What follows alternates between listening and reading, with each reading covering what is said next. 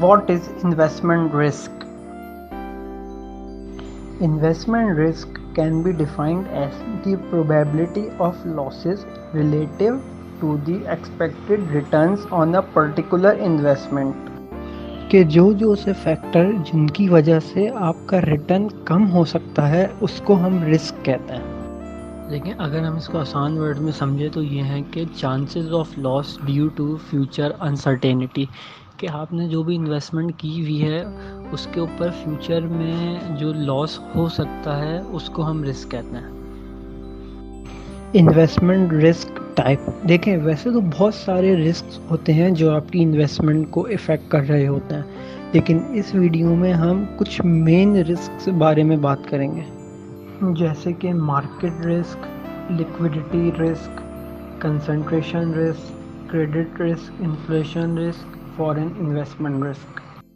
देखिए, market risk में आप अगर बात करते हैं तो मार्केट रिस्क में कुछ इकोनॉमिक फैक्टर ऐसे होते हैं कि जो पूरी आपकी जो होल मार्केट है ना, किसी एक पर्टिकुलर ना सेक्टर को, ना किसी पर्टिकुलर एक फाइनेंशियल इंस्ट्रूमेंट को नहीं, वो पूरी मार्केट को जो है ना इफ़ेक्ट करता है। जैसे कि आपका इंटरेस्ट रेट बढ़ता है या कम होता है, वो इन्वेस्टमेंट को इफ़ेक्ट करता है। करेंसी की वैल्यू अप्रिशिएट या डेप्रिशिएट होती है तो वो इफ़ेक्ट करता है। ये ऐसे फैक्टर हैं कि जिनकी वजह से आपकी जो है वो इन्वेस्टमेंट वैल्यू होती रहती है। इक्विटी रिस्क में आपको जैसे पता है कि स्टॉक मार्केट में जो शेयर्स की प्राइस है वो अप एंड डाउन होती रहती है, तो ये एक फैक्टर होता है कि आपकी अगर डाउन होती जा रही है प्राइस तो वो एक रिस्क है आपकी कि कुछ इकोनॉमिक फैक्टर की वजह से शेयर की प्राइस डाउन होती जा रही है, तो आपका ये एक रिस्क आ गया है कि आपकी इन्वेस्टमेंट बिल्कुल ख़त्म हो सकती है, जिसकी वजह से या आपका रिटर्न कम हो सकता है।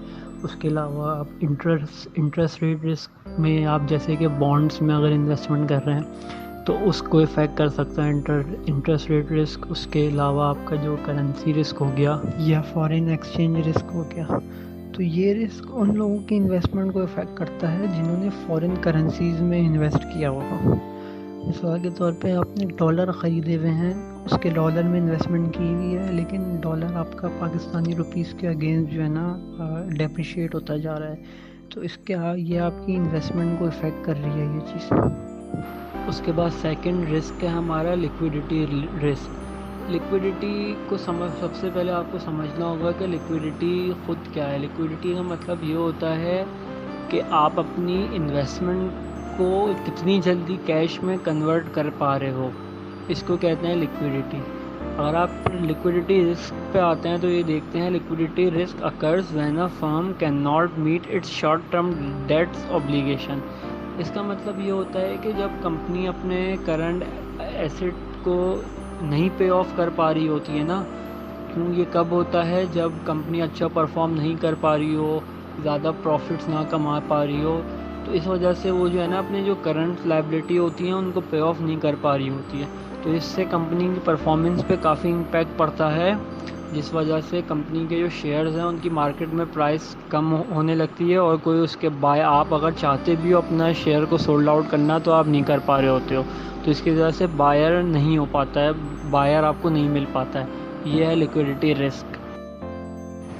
नंबर 3 है कंसंट्रेशन रिस्क। कंसंट्रेशन रिस्क वो होता है कि जब इन्वेस्टर अपना सारा पैसा या तो किसी एक कंपनी पे लगा देता है या तो किसी एक ही सेक्टर की मुख्तलिफ कंपनीज पे लगा देता है, तो इससे ये नुकसान होता है कि या तो वो कंपनी जब अच्छा परफॉर्म नहीं कर रही होती तो उसका सारा पैसा डूब जाता है, या तो वो सेक्टर जब अच्छा परफॉर्म नहीं कर रहा होता तो वो जब भी जो है ना वो इन्वेस्टर रिटर्न नहीं कमा पा रहा होता है, तो ये एक रिस्क है जो आपकी इन्वेस्टमेंट पे इफ़ेक्ट कर रहा होता है। वीडियो से ज़रूर मदद मिलेगी।